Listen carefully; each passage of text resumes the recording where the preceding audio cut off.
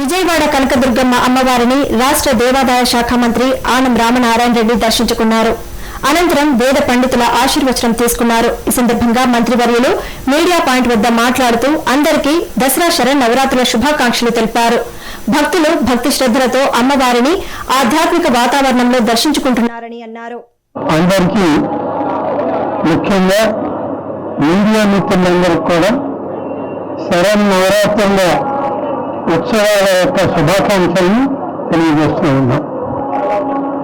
ఈరోజు తొలి రోజు, ప్రారంభం రోజు ఇంద్రకీలాద్రిపై వెలిసినటువంటి శ్రీ శ్రీ శ్రీ కనకదుర్గమ్మ వారి యొక్క దర్శనం చేసుకొని పూజలు చేసుకొని విఘ్నేశ్వర పూజతోటి కార్యక్రమాలు మొదలయ్యాయి.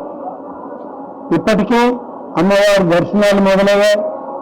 అమ్మవారి దర్శనాలతో పాటు కుంకుమ పూజ ప్రారంభించబడింది. ఇలా అన్ని పూజలు కూడా మొదలు పెట్టడం జరిగింది. ఏదైతే ప్రభుత్వం ఆదేశాలు ఇచ్చిందో దేవాదాయ శాఖ అధికారులు సమన్వయంతో ఈ యొక్క ఆలయం పాలక వర్గానికి ఉన్నటువంటి ఎగ్జిక్యూటివ్ ఆఫీసర్ గారు, ఇతర సభ్యులు అందరూ కలిసి చాలా పెద్ద ఎత్తున ఏర్పాటు చేయడం జరిగింది. వర్షం అనేటువంటిది అది ఒక సమస్య కాదు. దైవారాధనలో వర్షం పడుతూ ఉంటుంది.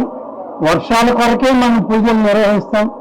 సకల సౌభాగ్యాలు ప్రతి ఒక్కరికి ఉండాలని ఈ పూజలు 11 రోజుల పాటు చేయడానికి ఆగమ పండితులు నిర్ణయించారు.